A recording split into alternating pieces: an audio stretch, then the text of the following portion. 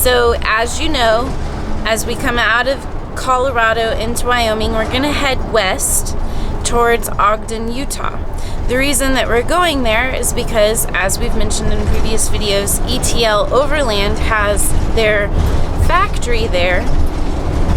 And what we've realized through the experience of looking at various expedition vehicles is that videos just don't do it justice. If you're gonna, actually purchase the vehicle, you want to see it in person. It's important to lay your hands on it, to put your actual eyes on the product. And while they custom build, and so we can't see the one we're going to buy, we can get a sense of the product and the quality. And they have about 20 rigs in various stages of production at this time, and one that's very similar to what we'd like to purchase and close to being done. So we can get a good sense of, is this really something that we want to live in while we drive around the world?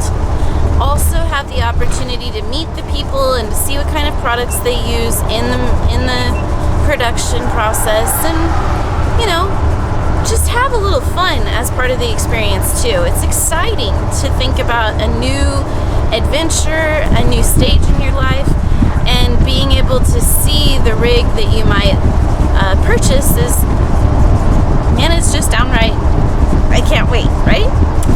So we'll head over to Ogden, which puts us almost directly south of Sweetgrass, Montana.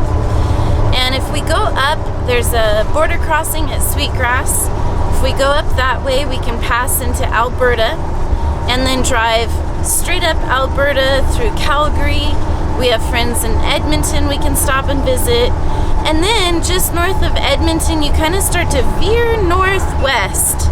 And eventually you get to Dawson Creek, where you pick up the Alcan Highway at mile 0. And from there, it will be the same path we always take home to Alaska, through Liard Hot Springs and Whitehorse and Togue and Anchorage and on to Seward. But we're kind of looking forward to this because every other trip we've taken up and down through Canada, we've gone through British Columbia and neither of us have ever been to Alberta. And since we have friends that we can visit there too, it's just gonna be a fun way to go home and something different to see and a new experience to have.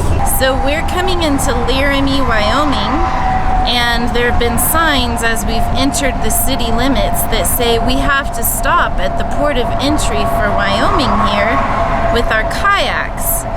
Any kind of boats have to be cleared at their port of entry, including kayaks and canoes. So this would address the whole invasive species issue. And we're pulling off. We'll see what they have to say.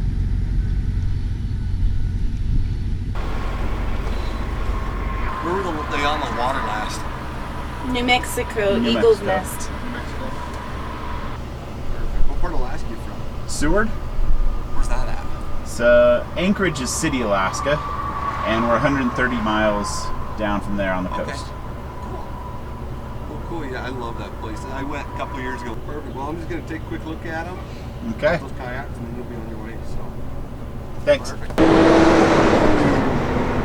It's the aquatic invasive species decal, so that's pretty much what we're looking for. Yeah, well, definitely. Those zebra, quagga mussels, that kind of stuff. Oh yeah. Well, we at home in Alaska, we can't wear felt waders. Yeah. So it's or wader boots, I should say. Yeah. So ours is like the biggest thing we're looking for is those mussels, just because they wipe out everything. So that's what, like, when you buy a decal, that's what it funds. Yeah. Pretty much that program.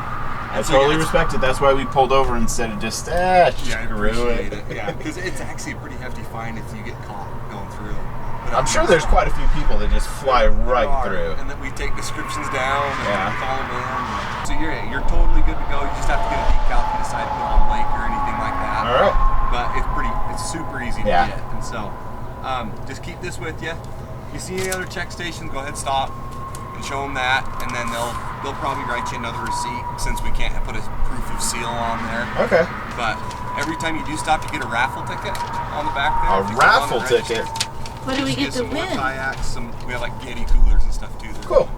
Awesome. But yeah, you were good to go. Thank you, Andy. Travel safe. Appreciate Have a good it. one.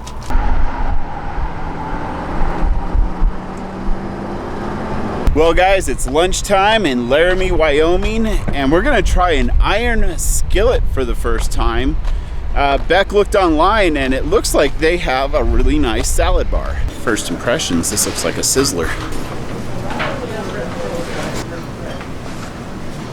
No offense to the food we were eating in Stafford, Kansas, but it wasn't always the healthiest, you know?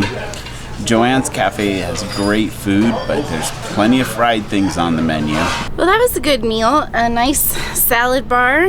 I wouldn't say that the hot meals were super healthy, but it was there if you wanted it.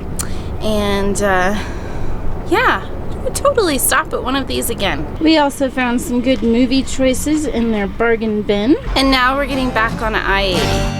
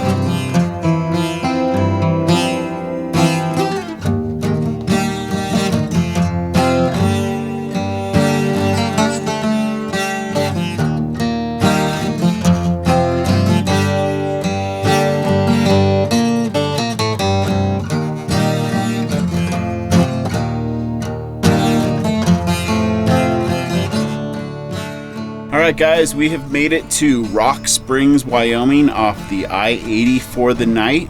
That drive through this stretch of Wyoming was kind of bland, you know? Yeah, just a bunch of oil fields and I don't know. It is what it is, but hey, thanks for riding along with us today.